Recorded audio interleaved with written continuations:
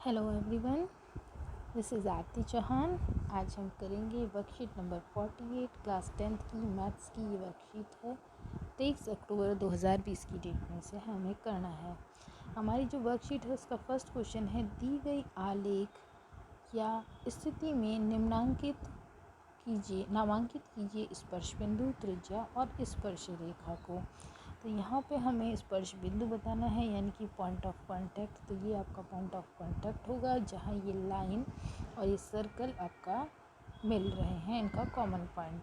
Radius पूछी है तो रेडियस ये स्पोक्स हैं और इसको हम त्रिज्या कहते हैं हिंदी में, और स्पर्श रेखा है ये लाइन यानी कि टेंजेंट। इंग्लिश में भी मैं ये क्वेश्चन रीड कर देती हूँ। लिखा है, label the parts in the given diagram point of contact, radius and tangent. ये मैं आपको समझा चुकी हूँ।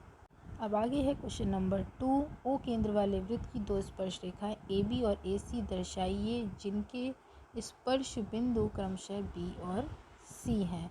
अब B और C सर्कल पर दो स्पर्श बिंदु हैं, तो इसका मतलब ये हुआ A पॉइंट यहाँ होगा, BC ये पॉइंट ऑफ कांटेक्ट है।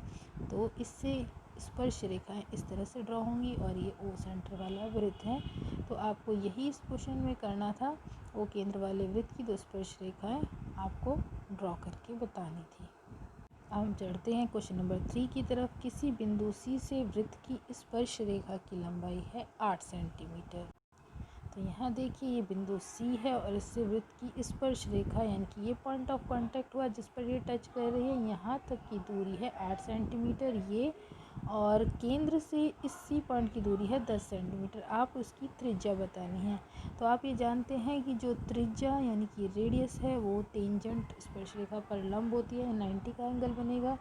तो आपको ट्राइंगल O, ये पॉइंट का नाम हम रख लेते हैं M, C में हम देखेंगे यहाँ पाइथागोरस थ्योरम लगाएंगे क्योंकि ये राइट एंगल ट्राइंगल है। तो पाइथागोरस थ्योरम लगाने पर आप देखेंगे 90 के सामने जो साइड है यानी कि 10, ये आपका हाइपोटेन्यूज होता है, longest side curve.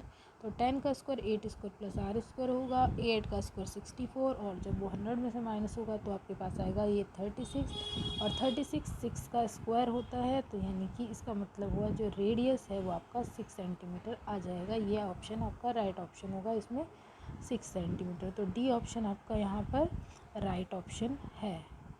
Next fourth question है आपका ट्रू फॉल्स का, कि एक वृत्त पर अनेक स्पर्श रेखाएं खींची जा सकती हैं। कि फोर्थ वन देखिए, many tangents can be drawn to a circle. तो एक सर्कल पर तो बहुत सारी टेंजेंट्स ड्रॉ की जा सकती हैं क्योंकि उसकी बाउंड्री पर बहुत सारे पॉइंट्स हैं, इनफाइनाइट नंबर ऑफ पॉइंट्स है। तो हर एक पॉइंट से एक स्पर्श रेखा ड्रॉ करते हुए सर्कल की इनफाइनाइट नंबर ऑफ जो टेंजेंट्स हैं वो खींची जा सकती हैं। तो मैनी टेंजेंट्स के लिए पूछा गया है, तो answer will be true. Next question number जो है फिफ्थ, वो है किसी वृत्त की छेदक रेखा यानी कि सीकेंड के समांतर 2 से अधिक स्पर्श रेखाएं यानी कि टेंजेंट खींची जा सकती हैं। तो अगर ये देख रहे हैं आप स्क्रीन पर, ये छेदक रेखा है, सीकेंड है, तो इसके पैरेलल हम जो है यहाँ सामने एक पॉइंट से टेंजेंट खींच सकते हैं और एक यहाँ खींच सकते हैं। इन दोनों टेंजेंट्स के अलावा कोई टेंजेंट ऐसी नहीं होगी जो इसके पैरेलल हो और टेंजेंट भी हो। तो ये आपका फॉल्स हो जाएगा कि एक अगर आपकी सीकेंट है छेदक रेखा तो उसके पैरेलल केवल 2 ही स्पर्श रेखाएं हम खींच सकते हैं। अब सिक्स्थ फिलअप को देखते हैं। वृत्त के किसी बिंदु पर स्पर्श रेखा स्पर्श बिंदु से गुजरती हुई डैश पर लंबवत होती है। अगर वृत्त के किसी बिंदु पर हम एक स्पर्श रेखा टेंजेंट ड्रॉ करते हैं तो ये टेंजेंट जो है स्पर्श बिंदु से गुजरती हुई किस पर लंब होती है, ये दोनों आपस में कौन लंब होते हैं। तो यहाँ त्रिज्या आएगा क्योंकि रेडियस और टेंजेंट आपके आपस में परपेंडिकुलर होते हैं, लंब होते हैं। तो इस फिलअप में सिक्स्थ फिलअप में आपका त्रिज्या यानी कि रेडियस आने वाला है। इंग्लिश में रेडियस और हिंदी में त्रिज्या। नाउ सेवंथ जो है लिखा है, किसी वृत्त के बाह्य बिंदु से खींची गई स्पर्श रेखाओं की लंबाई समान होती है। ये हमने थ्योरम किया कि एक्सटीरियर पॉइंट है, इससे किसी सर्कल पर 2 टेंजेंट ड्रॉ होती हैं और दोनों की जो लेंथ है वो इक्वल होती है।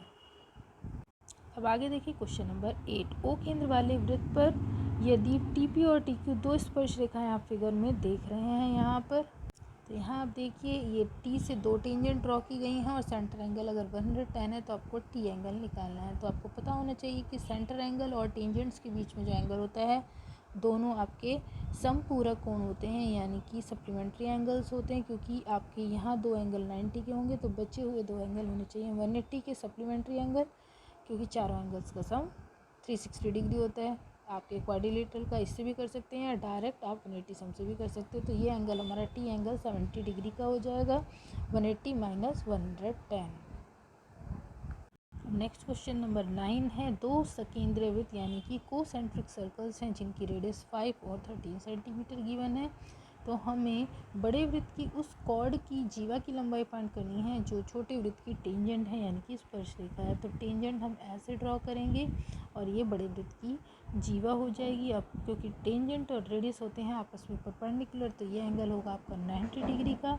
तो आपको इस ट्राइंगल में यानी कि ओ ए बी जो ट्राइंगल आपको दिख रहा है राइट एंगल ट्राइंगल है, पाइथागोरस थ्योरम आपको लगानी है और आपका आंसर आ जाएगा। यहाँ पे 1390 के सामने वाली साइड है तो ये आपका हाइपोटेन्यूज यानी कि कर्ण होगा। तो जो 13 का स्क्वायर है वो अदर टू साइड 5 का स्क्वायर और ए बी के स्क्वायर के सम के इक्वल होगा। तो इस तरह से जो आपका ए बी होगा वो 13 का स्क्वायर 169 माइनस 25 आ जाएगा, जो कि होता है आपका 144 और 144 होता है 12 का स्क्वायर। तो आपका ए बी जो है ये 12 होगा और क्योंकि कॉर्ड जो है वो कंप्लीट यहाँ से यहाँ तक है तो ए बी का जो डबल है यानी कि इधर भी 12 होगा और टोटल जो कॉर्ड की लंबाई है वो आपकी हो जाएगी 24 सेंटीमीटर। तो ये आपका इसमें ऑप्शन राइट ऑप्शन है। तो आपको ये क्वेश्चन ऑप्शन वाला क्वेश्चन नहीं है, इसमें सिर्फ आपको आंसर बताना था। नेक्स्ट क्वेश्चन करते हैं, लास्ट क्वेश्चन, क्वेश्चन नंबर 10।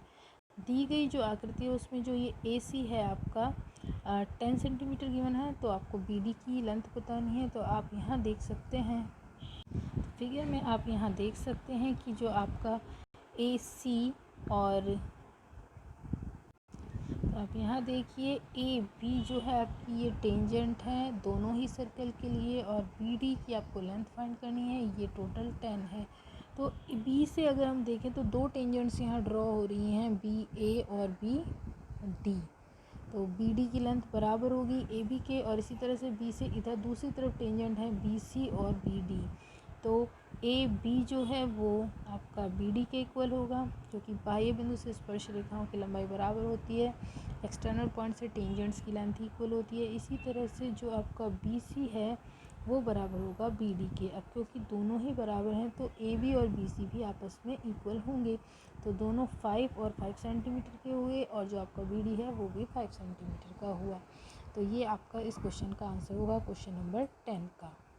तो बच्चों ये थी आपकी वर्कशीट नंबर 48 क्लास 10th की मैथमेटिक्स की वर्कशीट, जिसे 23 तारीख की डेट में हमें करना है। इजी वर्कशीट है, सर्कल चैप्टर यहाँ पर कंप्लीट होता है।